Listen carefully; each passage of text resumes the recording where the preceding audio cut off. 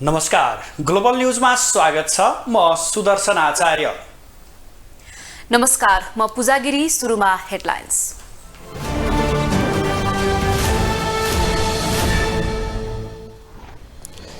चुनावमा असन्तुष्ट पक्षसँग वार्ता गर्ने गृहमन्त्रीको भनाई। जनसमूहको अभिव्यक्ति गम्भीर रूपमा लिएको निर्वाचन आयोगको प्रतिक्रिया। सत्ता गठबन्धनले ल्याउन सकेन संयुक्त घोषणापत्र। आगामी 5 वर्षे संयुक्त खाका प्रस्तुत गर्न पनि असफल।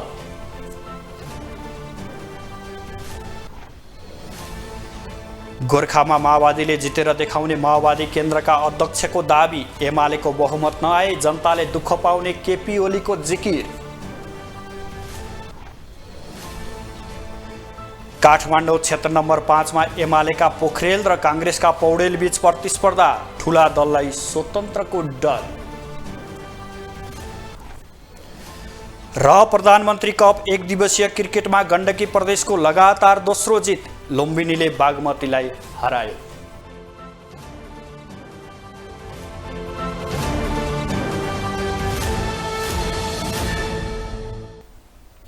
ग्लोबल न्यूज अब विस्तारमा। गृहमन्त्री बालकृष्ण खाँडले आगामी निर्वाचनले देशको राजनीति र विकासमा नयाँ मार्ग पहिल्याउने विश्वास व्यक्त गर्नुभएको छ।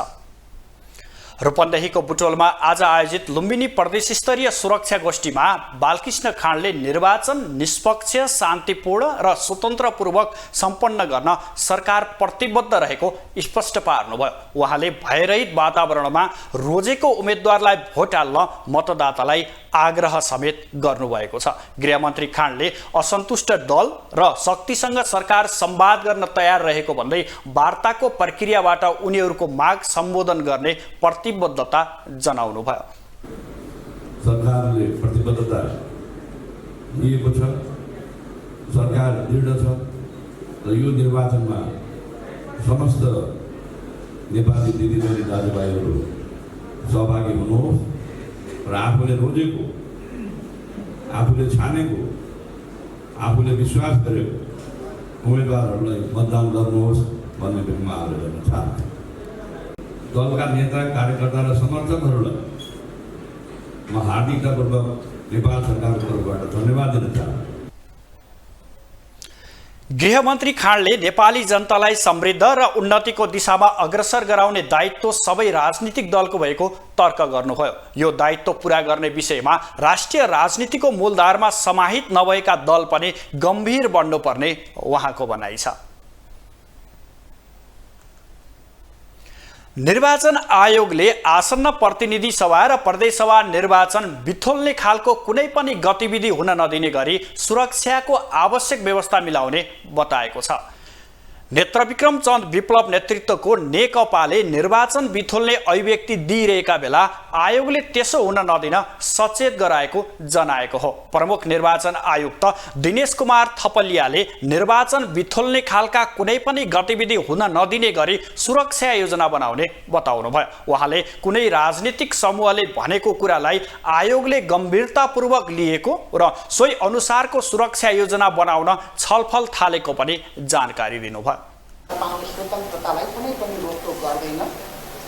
मात्रै सार्वजनिक पद धारण गरेका सम्माननीय प्रधानमन्त्रीज्यू, मान्य मन्त्रीज्यूहरू, प्रदेश मन्त्रीज्यूहरूले अनुमति लिएर जान सक्नुहुन्छ र त्यसरी जाँदाखेरि कुनै पनि सरकारी स्रोत साधनको प्रयोग गर्न हुँदैन भन्ने जुन कानुनी व्यवस्था छ त्यसैलाई हामीले पालना गराउन खोजेको हो र पालना गराउने सन्दर्भमा कुनै पनि स्थानीय तह होस् अथवा प्रदेश सरकार वा केन्द्रीय सरकारको कुनै पनि स्रोत साधनको प्रयोग भए नभएको विषयमा निगरानी गर्नको निम्ति पनि हामीले आवश्यक प्रबन्ध मिलाएका छौँ।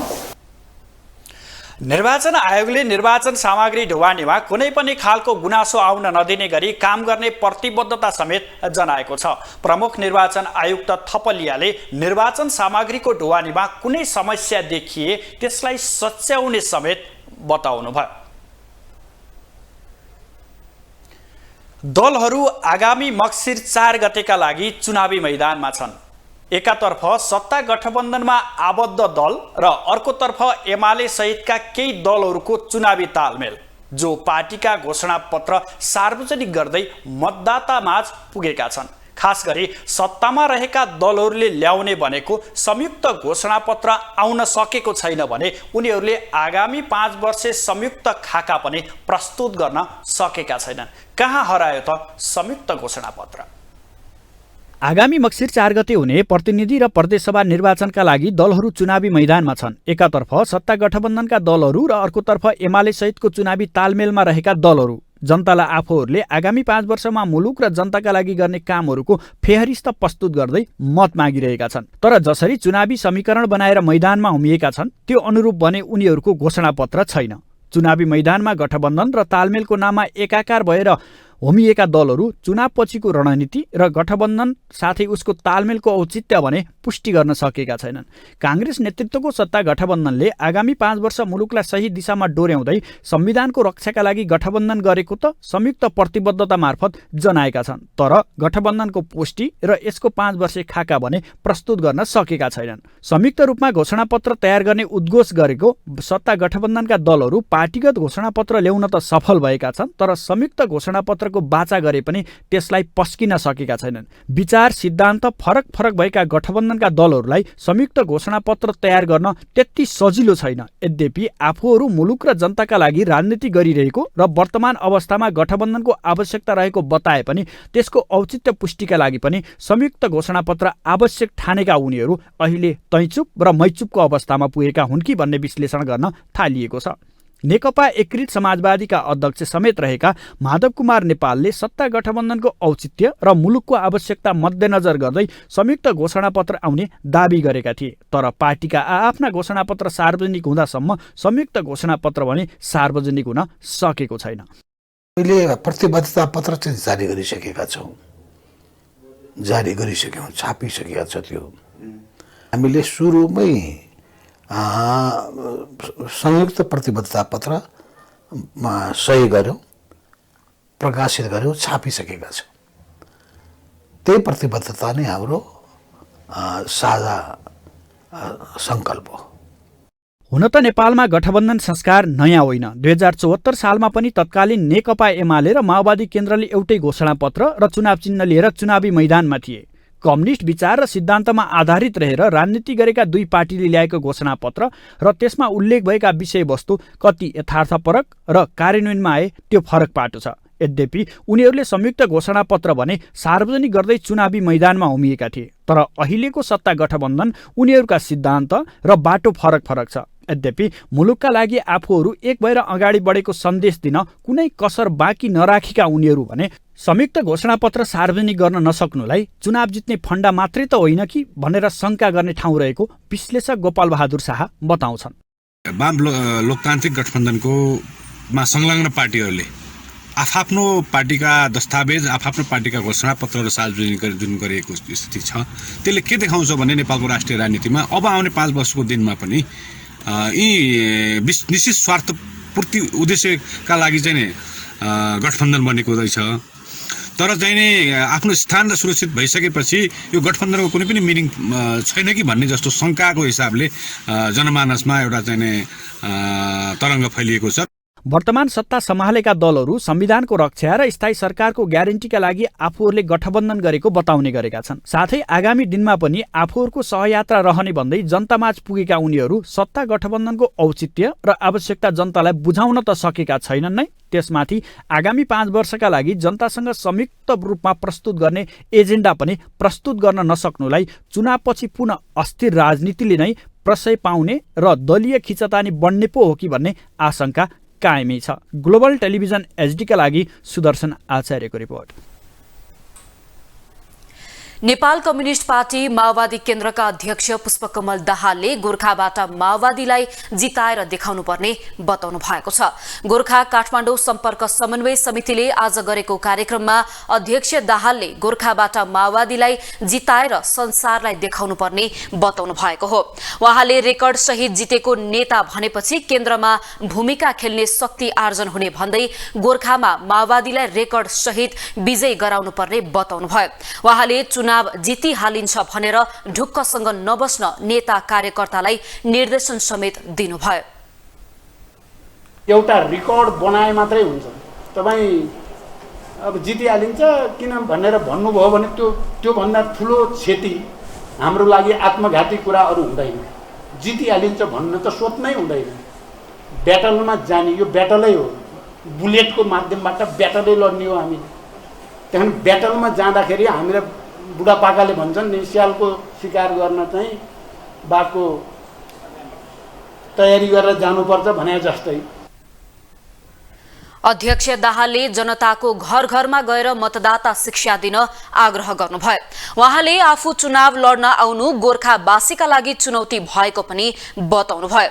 आफू कहाँ जान्छु कहाँ बस्छु भन्ने कुरा माइक्रोस्कोपबाट हेरिने गरेको भन्दै उहाँले गोर्खावासीका लागि चुनौती भएको तर्क गर्नुभयो। मेरो बाजा मैले भने नि होइन, गोर्खाली जनताले त्यहाँको साथीहरूले कसरी बनाए त्यसलाई यस्तो हेर्नु माइक्रोस्कोप लाएर हेरेको छ क्या। प्रचण्ड कता कता जान्छ, के गर्छ, कहाँ बस्छ, कहाँ पाइन्छ भनेर खोज्ने भयो नि। यो त तपाईँहरूको लागि चुनौती भयो नि त। यसको त रक्षा त हामी सबैले मिलेर गर्नु पर्यो नि। अध्यक्ष दाहालले राष्ट्रिय एकताको सन्देश दिनका लागि आफू गोर्खामा गएर चुनाव लड्न लागेको बताउनुभयो। नेकपा एमालेका अध्यक्ष एवं पूर्व प्रधानमन्त्री केपी शर्मा ओलीले आगामी निर्वाचन नेकपा एमालेले नजिते देशले दुर्भाग्य भोग्नुपर्ने बताउनु भएको छ। काठमाडौँ 1 मा पार्टीका उम्मेद्वार किरण पौडेलको प्रचार कार्यक्रममा आज अध्यक्ष ओलीले यसपटक नेकपा एमाले बाहेकको राष्ट्रिय शक्ति जनताले बनाउन नहुने बताउनुभयो। उहाँले आगामी निर्वाचनमा नेकपा एमालेलाई देशको राष्ट्रिय शक्ति नबनाए देशले दुर्भाग्य खेप्नुपर्ने उल्लेख गर्नुभयो। अध्यक्ष ओलीले अहिलेको सत्ता गठबन्धनले नै पुनः देशको नेतृत्व गरेको खण्डमा देशको विकास सम्भव नरहेको जिकिर गर्नुभयो। देश विरोधी तत्त्वहरू सक्रिय भइरहेको भन्दै आगामी निर्वाचनमा एमालेलाई बहुमतले जिताएर स्थायित्व कायम गर्न लाग्नुपर्नेमा उहाँको जोड थियो। यस्तो राष्ट्रिय शक्ति हुन सक्दैन। त्यो राष्ट्रिय शक्ति निर्माण गर्न जरुरी छ, देशका लागि एकदमै जरुरी छ। अहिले राष्ट्रिय शक्तिको रूपमा एमालेलाई स्थापित गरिएन भने, एमालेको एकल बहुमत आएन भने देश दुर्भाग्यमा जानेछ, दुर्भाग्य भोग्नुपर्छ। अध्यक्ष ओलीले आफ्नो पार्टीको सरकारले भूकम्प पछिको सफल पुनर्निर्माण गरेको र काठमाडौँमा पुनर्निर्माण गरिएको धरहराले आफ्नो विरोधीहरूको मुटुमा सुइरो रोपिएको भन्दै कटाक्ष समेत गर्नुभयो।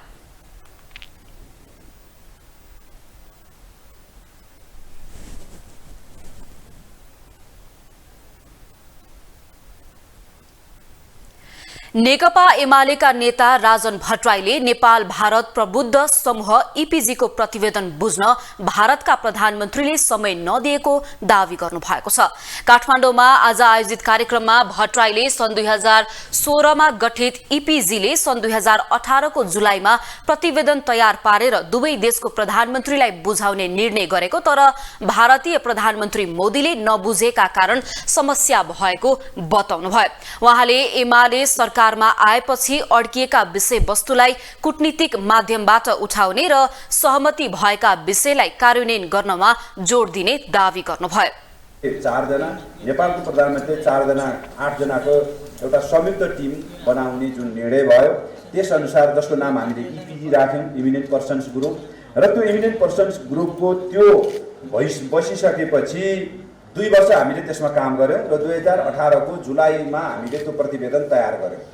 2018 को जुलाईमा हामीले प्रतिवेदन तयार गरेर हामीले सामूहिक सर्वसम्मत निर्णय पनि के गर्यौं भनेर भन्दा कि अब यो प्रतिवेदन पहिला भारतीय प्रधानमन्त्रीलाई बुझाउने, त्यसपछि 8 जना काठमाडौँ आएर नेपालको प्रधानमन्त्रीलाई बुझाउने र यसको कुन पक्ष सार्वजनिकरण गर्नका लागि 2टा सरकारले अनुमति दिन्छन्, ती बुदाहरू चाहिँ हामी सार्वजनिकरण पनि गर्ने भन्ने हामीले निर्णय गरेर हामी उठ्यौं। नेता भट्टराईले दुवै देशका प्रधानमन्त्रीले प्रतिवेदन बुझेर प्रतिवेदनका विषयमा कार्यान्वयन गर्नुपर्ने बताउनुभयो। मक्सिर 4 गते हुने प्रदेश सभा र प्रतिनिधि सभाको निर्वाचनका लागि काठमाडौँको निर्वाचन क्षेत्र नम्बर 5 मा 29 जनाको उम्मेदवारी परेको छ। र 29 जनाको प्रतिस्पर्धा रहेको काठमाडौँ 5मा ठूला दलबाट प्रभावशाली नेताहरूसँगै युवा अनुहारले पनि उम्मेदवारी दिएका छन्। खास गरी नेकपा एमालेका वरिष्ठ उपाध्यक्ष ईश्वर पोखरेलले यस अघिको चुनाव जितेको यो निर्वाचन क्षेत्रमा नेपाली काङ्ग्रेसका युवा नेता प्रदीप पौडेल सहित रन्जु दर्शनासम्मले प्रतिस्पर्धा गर्दैछन्। काठमाडौँको निर्वाचन क्षेत्र नम्बर 5 मा मङ्सिर 4 गते हुने प्रदेश सभा र प्रतिनिधि सभाको निर्वाचनमा 29 जना उम्मेदवारले चुनाव लड्दैछन्। 2074 सालको निर्वाचनमा फराकिलो जित सहित संसद भवन छिरेका नेकपा एमालेका वरिष्ठ उपाध्यक्ष ईश्वर पोखरेल यस पटक पनि उम्मेदवार छन्। उनले यसपालिको चुनाव जित्न कठिन नभएको प्रतिक्रिया दिएका छन्। नेकपा एमाले का विचारहरू जुन हुन् त्यो विचारहरू का कारणले पनि हामी अनुकूलतामा छौँ। नेकपा एमालेको जे योजना हो त्यो योजना एमाले जारी गरेको घोषणापत्र मार्फत जो आएका छन् त्यसले पनि हामीले अनुकूलता प्रदान गरेको छ। हामीले यसबीचमा जननिर्वाचित प्रतिनिधि भएर जे काम गर्यौँ त्यो कामको आधारमा पनि हामीहरूको लागि अनुकूल स्थिति छ र हामी नेकपा एमालेको लागि अत्यन्त अनुकूल क्षेत्रमध्ये यो परेको छ। काठमाडौँका अरू क्षेत्रहरू पनि अनुकूल छन् र हामी जनताको विश्वासको मतबाट शानदार जित हासिल गर्छौँ। नेपाली काङ्ग्रेसका युवा नेता प्रदीप पौडेल पनि यस पटक यही क्षेत्रबाट चुनाव लड्दैछन्। काङ्ग्रेसले अघिल्लो निर्वाचनमा डाक्टर प्रकाश शरण महतलाई उम्मेद्वार बनाएको थियो। महत पोखरेलसँग करिब 10,000 मतान्तरले पराजित भएका थिए। त्यसअघि यो क्षेत्रमा काङ्ग्रेसका प्रभावशाली नेता नरहरि आचार्य चुनाव लड्दै आएका थिए। उनले 2064 सालको पहिलो र 2070 सालको दोस्रो संविधान सभाको निर्वाचनमा एमाले नेता ईश्वर पोखरेललाई पराजित गरेका थिए। काङ्ग्रेसले युवा नेता पौडेललाई उम्मेद्वार बनाएपछि यस पटकको निर्वाचनमा काङ्ग्रेसले पुनः आफ्नो वर्चस्व फर्काउने कोसिस गरिरहेको छ। काठमाडौँ क्षेत्र नम्बर 5 मा उम्मेदवारी दिएका काङ्ग्रेस नेता पौडेलले यसपालिको चुनावमा मतदाताले नयाँ अनुहार रोज्ने दावी गरेका छन्। डेफिनेटली अनटेस्टेड हो हैन, चाहिँ भनौँ न कुनै भूमिका पाएर त्यसलाई सम्पादन गर्न नसकेको भन्ने आरोप छैन। त्यसैले अनटेस्टेड भएका कारणले हामीले यो गर्छौँ भनेर भनिरहँदा टेस्टेडहरूलाई भन्दा हामीलाई बढी विश्वासको नजरले हेरिएको स्थिति छ। काङ्ग्रेस र एमाले आफ्नो जित सुनिश्चित दावी गरिरहँदा स्वतन्त्र उम्मेदवारहरूले भने यसपटक आफ्नो जित पक्का भएको बताइरहेका छन्। स्वतन्त्र उम्मेदवारी दिएकी रन्जुले यसपटक ठूला र पुराना पार्टीको वर्चस्व तोडेर जनताले आफूलाई जिताउने दावी गरेकी छन्। काठमाडौँ क्षेत्र नम्बर 5 मा 2048 सालको चुनावमा एमालेका तत्कालीन महासचिव मदन भण्डारीले काङ्ग्रेसका हरिबोल भट्टराईलाई पराजित गरेका थिए। त्यसपछिको उपनिर्वाचनमा एमालेकै कृष्ण गोपाल श्रेष्ठले काङ्ग्रेसका तीर्थराम डङ्गोललाई पराजित गरेका थिए। 2051 सालको निर्वाचनमा एमालेका राजेन्द्र प्रसाद श्रेष्ठले काङ्ग्रेसका श्यामलाल श्रेष्ठलाई पराजित गरेका थिए। त्यसपछि 2056 सालको निर्वाचनमा पनि यो क्षेत्रमा एमालेकै उम्मेदवार विजयी बने। एमालेका उम्मेदवार मङ्गल सिद्धि मानन्धरले तत्कालीन मालेका उम्मेदवार राजेन्द्र प्रसाद श्रेष्ठलाई पराजित गरेका थिए। 2064 सालको निर्वाचनपछि भने काङ्ग्रेसका उम्मेदवार नरहरि आचार्यले यो क्षेत्रबाट जित्दै आएका थिए। 2064 र 2070 सालको चुनावमा एमालेका ईश्वर पोखरेललाई पराजित गरेका थिए। ग्लोबल टेलिभिजनका लागि क्यामेरामा विजय ठकुराठीका साथमा अभिषेक सापकोटा, काठमाडौँ। काठमाडौँ महानगरपालिकाका प्रमुख बालेन्द्र शाहले इमान्दार भएर काम गर्न मातहतका निकायलाई निर्देशन दिनुभएको छ। काठमाडौँमा आज आयोजित कार्यक्रममा शाहले जघन्य अपराधका घटनालाई मेलमिलाप गरेर टुङ्गो लगाउन नहुने धारणा राख्नुभयो। उहाँले जघन्य अपराधका घटनालाई अदालतमा गएर न्याय निरूपण गराउन भ्रष्ट आचरण भएकाहरूले बाधा अवरोध पुर्याउने भएकोले त्यसतर्फ सचेत रहनुपर्ने बताउनुभयो। र हाम्रो नेपालमा चाहिँ के चलन छ भन्दाखेरि ठुल्ठुला केसहरू चाहिँ फेरि मेलमिलापमै समाधान हुन्छन् र सासाना केसहरू चाहिँ 5 वर्ष 10 वर्षसम्म अदालतमा अड्किन्छ। त्यो पनि हुनुहुन्न। त्यो चाहिँ कस्तो हुन्छ भन्दाखेरि एकदमै जघन्य अपराध भएको कुराहरूलाई पनि हामीले मेलमिलाप गरेर सल्टाइदिन्छौँ त्यस्तो पनि हुनु हुँदैन। त्यो चाहिँ जुन अदालतमै जानुपर्ने जुन चाहिँ एकदमै जघन्य अपराध छ जसको लागि सजाय नै हुनुपर्थ्यो 5 वर्ष 10 वर्ष, त्यस्तो चिजहरू चाहिँ मेलमिलाप हुनु हुँदैन। त्यस्तो चिजहरूलाई चाहिँ सम्बन्धित निकायसम्मै लानुपर्छ र यो चिजमा त्यही भएर बायस हुनु हुँदैन, इमान्दारिताका साथ हुनुपर्छ। यसमा यो केसमा चाहिँ कुनै पनि किसिमको भ्रष्ट आचरण आयो भने चाहिँ यो चाहिँ सफल हुन सक्दैन। त्यही भएर चाहिँ हामी एकदमै स्वच्छ हुनुपर्छ, एकदमै इमान्दार हुनुपर्छ। महानगर प्रमुख शाहले स्थानीय सरकारलाई बलियो बनाउन सके मात्रै महिला हिंसा लगायतका जघन्य अपराधका घटनालाई निस्तेज पार्न सकिने उल्लेख गर्नुभयो। किशोरीमाथि जबरजस्ती करणीको आरोप लागेका क्रिकेटर सन्दीप लामिछाने विरुद्ध अभियोगमा थुनछेक बहस आज पनि सकिएन। सन्दीप पक्षका वकिल मुरारी सापकोटाले थुनछेक बहसको पहिलो दिन आज काठमाडौँ जिल्ला अदालतमा प्रतिवादीको तर्फबाट 2 कुरामा जोड दिएको बताउनुभयो। उहाँले जबरजस्ती करणीको अभियोग दर्ता गराएकी किशोरीको अभियोग पुष्टि हुने प्रत्यक्ष प्रमाण अभियोजन पक्षले पेश गर्न नसकेको दावी गर्नुभयो। उहाँले पीडित भनिएकी व्यक्तिको वास्तविक उमेर, नागरिकता वा जन्मदर्ता केलाई आधार मान्ने भन्ने पनि वकालत गरेको बताउनुभयो। काठमाडौँ जिल्ला अदालत समक्ष हामीले 2टा विषयवस्तु जोडदार रूपमा उठायौँ बहसको क्रममा। त्यो विषयवस्तु के हो भने पहिलो कुरो जुन जबरजस्ती करणीको वारदात भयो भनेर अभियोग आएको छ, त्यो अभियोग पुष्टि हुने प्रत्यक्ष प्रमाण चाहिँ अभियोजन पक्षले चाहिँ पेश गर्न सकेको अवस्था छैन भन्ने एउटा विषय हामीले चाहिँ उठायौँ। र अर्को चाहिँ पीडित भनिएकी व्यक्तिको चाहिँ वास्तविक उमेर कुनलाई मान्ने, जन्मदर्तालाई मान्ने अथवा चाहिँ नागरिकतामा भएको उमेरलाई मान्ने। किन भन्दा नागरिकता चाहिँ पछि बनेको कागज भयो होइन, जन्मदर्ता भनेको चाहिँ मौकामा बनेको कागज भयो। र नागरिकता बनाउँदाखेरि आम प्रचलन फेरि के छ भने पछि जागिर खानलाई सजिलो हुन्छ भनेर घटाएर बनाउने पनि आम प्रचलन छ। त्यसले गर्दा हाम्रो जोड चाहिँ के रह्यो भन्दाखेरि जन्मदर्तालाई नै आधार मान्नुपर्छ भन्ने जोड रह्यो। यति नै हो 2टा विषयवस्तु। लामिछानेको थुनछेक बहस नसकिएकाले हेर्दैमा राखिएको छ।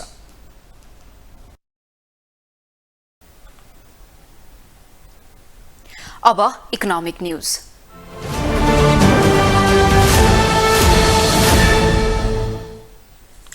ट्राफिक प्रहरीको कारबाहीमा परेर प्रहरी चौकी ल्याइएका सवारी साधनका सम्बन्धित धनी सम्पर्कमा नआउँदा उपत्यकाका प्रहरी कार्यालयमा सयौं सवारी साधन थन्किएका छन्।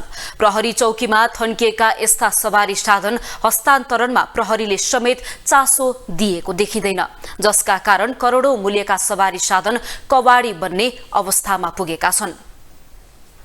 यो दृश्य प्रहरी वृत्त महाराजगञ्ज अगाडिको हो। यहाँ केही टुटे फुटेका मोटरसाइकलहरू छन् जो मर्मतपछि प्रयोग गर्न सक्ने अवस्थामा पनि देखिन्छन्, तर वर्षौंदेखि बेबारिसे अवस्थामा रहेका सवारी साधनप्रति सवारी धनी र प्रहरीको समेत चासो नहुँदा कवाडी बन्दै गएका छन्। यस्ता सवारी साधन उपत्यकाका अन्य ट्राफिक प्रहरी कार्यालयमा सयौंको संख्यामा देख्न सकिन्छ। यी सवारी साधन ट्राफिक प्रहरीको कारबाहीमा परेपछि प्रहरी कार्यालयमा ल्याइएका हुन्, तर कारबाहीपछि सवारी धनी लिन नआउँदा दिन प्रतिदिन कवाडी बन्दै गएका छन्। ट्राफिक प्रहरीले कारबाहीमा परेर कागजपत्र नभएका र बेबारिसे अवस्थामा भेटिएका सवारी ल्याएर कार्यालयमा राख्ने गरेको छ। कतिपय सवारी साधनको चाहिँ सवारी धनी नखुल्ने, कतिपय सवारी साधनको सवारी धनी खुले पनि लिन नआउने र कतिपयको चाहिँ सवारी धनी विदेशमा हुने र यहाँ अर्कैलाई चलाउन दिएको अवस्थामा भएको कारणले गर्दाखेरि बुझाउन नमिल्ने कारणले गर्दाखेरि र यसको अतिरिक्त कतिपय चाहिँ फेक हुने, चोरीको पनि सवारी साधन हुने कारणले गर्दाखेरि एउटा दुईटा गर्दै थुप्रिँदै गएको अवस्था हो। निजी सवारी भएका कारण प्रहरीले समेत यस्ता सवारीको लिलामी गर्ने गरेको छैन। ट्राफिक प्रहरी कार्यालयले कारबाही गरेर कार्यालयमा ल्याएका सवारीको उचित व्यवस्थापन नहुँदा कवाडी बन्न थालेको छ। सवारी धनीले आवश्यक कागजपत्र पुर्याएर आफ्नो सवारी फिर्ता लाग्न सक्छन्, तर केही मानिस यस्ता साधन फिर्ता लिन भने आउँदैनन्। समस्या कस्तो छ भन्दाखेरि यो राख्दा राख्दै स्क्रैप जस्तो भइसकेको, यो चाहिँ पुरै थोत्रो भइसकेको हुन्छ र यो लिलामीमा पनि बिक्री नहुने अवस्था भइसकेको हुनाले भन्सार कार्यालयलाई पनि समस्या हुने हुँदा उहाँहरूले पनि लिन मान्नुहुन्न कतिपय अवस्थामा। त्यही कारणले यो थुपारिँदै गएको अवस्था चाहिँ त्यो अवस्था छ अहिलेलाई।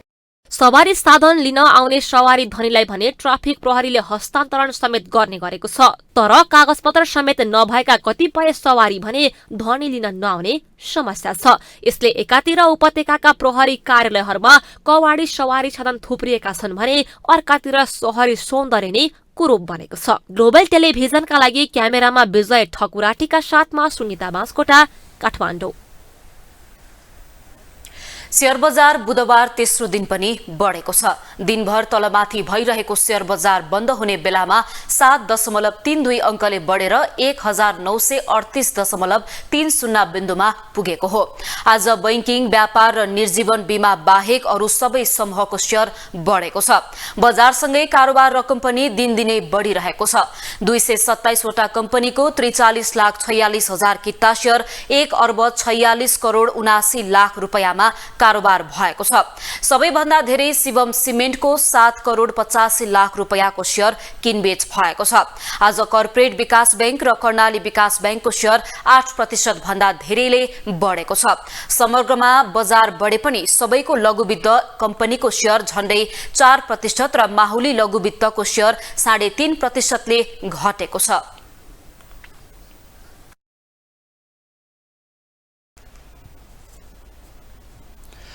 अब पालो अन्तर्राष्ट्रिय समाचारको।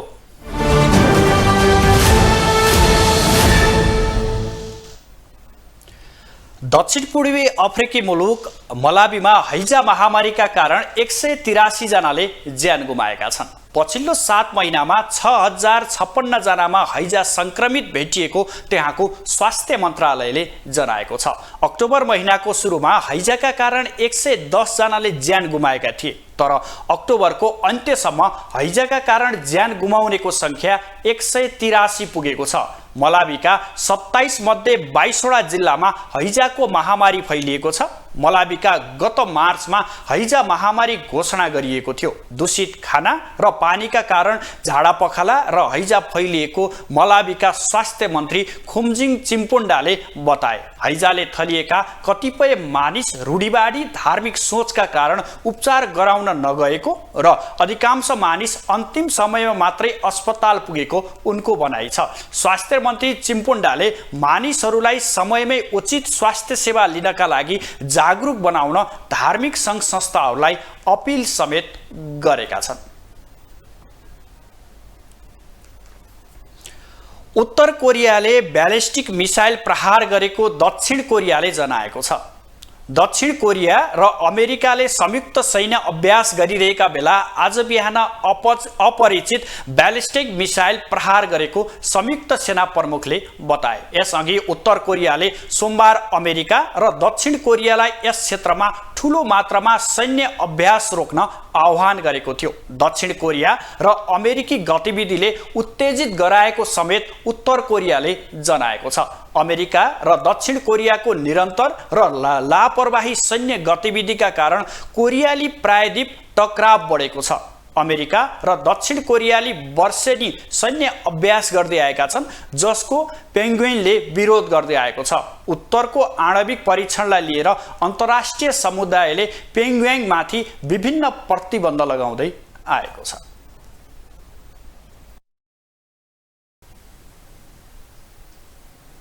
अब स्पोर्ट्स न्यूज।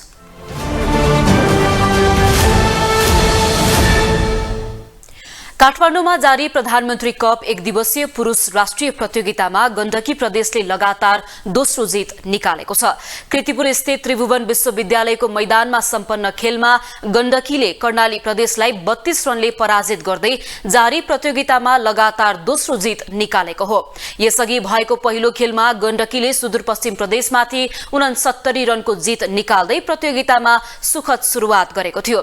गण्डकीले दिएको 209 रनको लक्ष्य सहित जवाफी ब्याटिङ गरेको कर्णालीले 47 ओभरमा सबै विकेट गुमाएर मात्र 176 रन बनाउन सक्यो।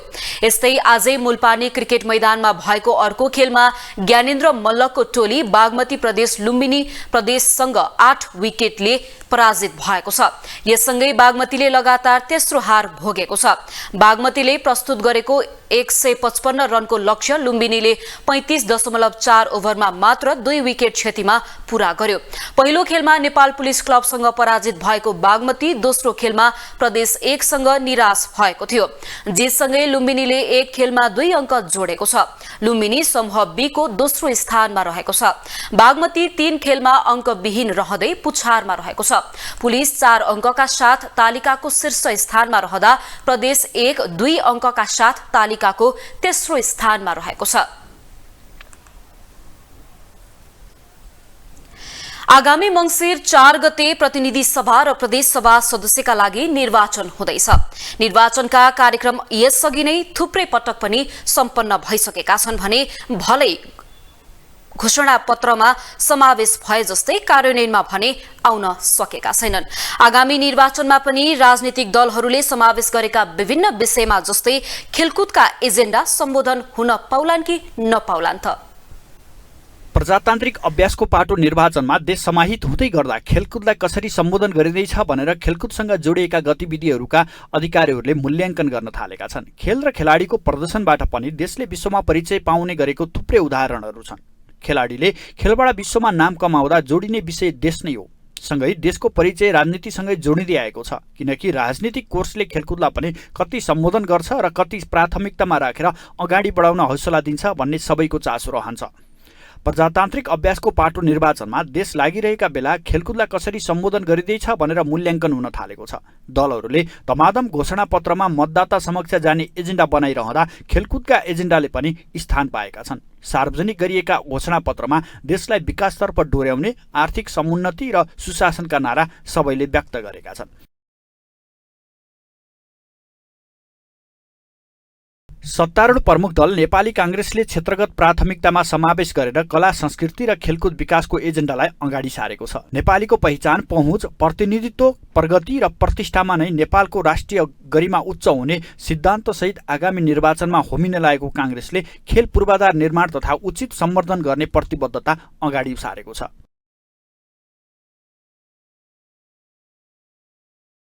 नेपाल कम्युनिस्ट पार्टी एमाले पनि खेलकुद क्षेत्रको विकासका लागि भौतिक पूर्वाधारलाई नि जोड दिएको छ। एमाले युवाहरूको शारीरिक तथा मानसिक विकासका लागि खेल मैदान, कबड हल तथा क्लब भवनहरूमा जोड दिएर खेल क्षेत्रलाई अगाडि बढाउने बाचा घोषणा मार्फत गरेको छ। नेपाली खेलाडीले एसिया र ओलम्पिक खेलमा पदक ल्याउने गरी खेलाडीको क्षमता विकासका लागि तालिम र प्रशिक्षणको व्यवस्था पनि गर्ने एमाले जनाएको छ।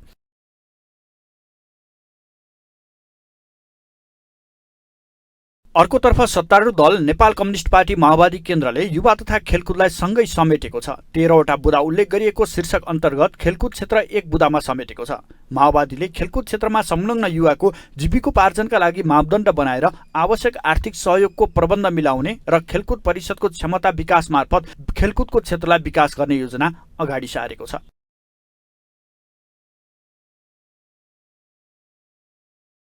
त्यस्तै सत्ता गठबन्धनको अर्को दल नेकपा एकीकृत समाजवादीले पनि स्वस्थ जीवनको आधार नै खेलकुद पूर्वाधार भन्दै खेल संरचनालाई जोड दिएको छ। स्वास्थ्यका लागि खेलकुद, राष्ट्रिय पहिचानका लागि खेलकुद भन्ने नारा घोषणापत्रमा उल्लेख छ। साथै खेलाडीहरूलाई प्रोत्साहन गर्नका लागि राष्ट्रिय र अन्तर्राष्ट्रिय स्तरका खेलहरूमा पदक प्राप्त गर्नेहरूलाई पदको स्तर अनुसार निश्चित रकम पुरस्कार सहित कदर पत्रबाट सम्मान गर्ने जनाएको छ।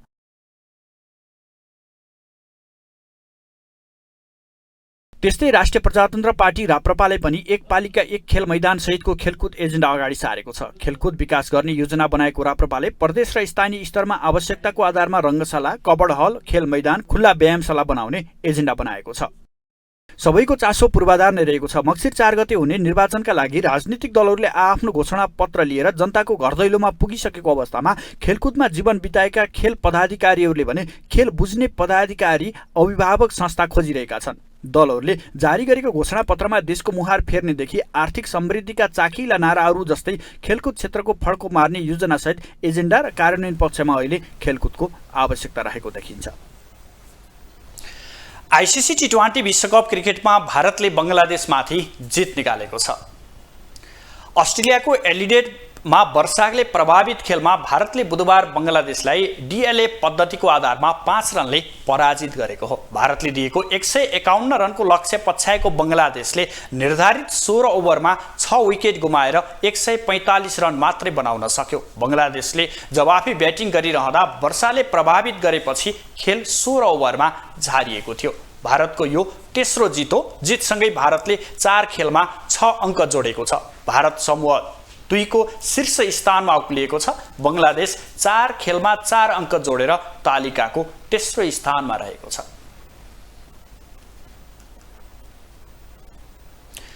आइसिसी टी20 विश्वकप क्रिकेटमा नेदरल्यान्ड्सले पहिलो जित निकालेको छ।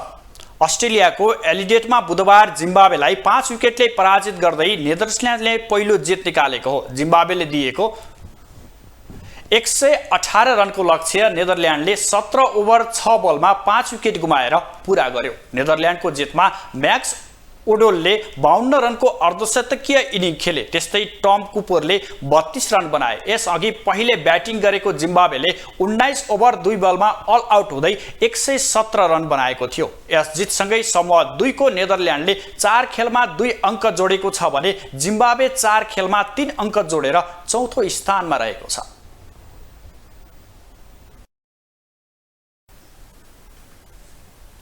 ग्लोबल न्यूजको अन्त्यमा हेडलाइन्स पुनः एकपटक।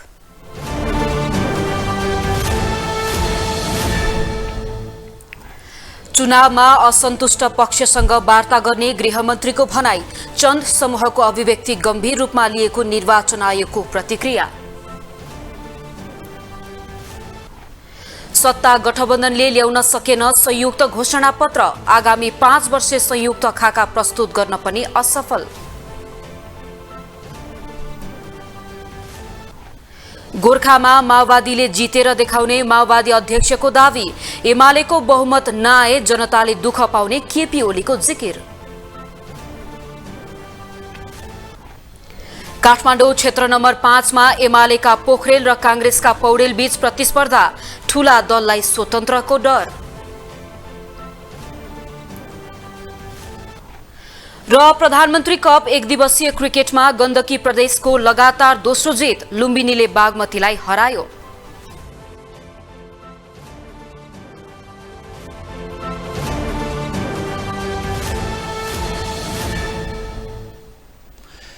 ग्लोबल न्यूज अहिलेलाई यति नै। ग्लोबल टेलिभिजन तपाईँ फेसबुक तथा युट्युब मार्फत पनि प्रत्यक्ष हेर्न सक्नुहुनेछ। ग्लोबल टेलिभिजन हेर्दै गर्नुहोला। नमस्कार।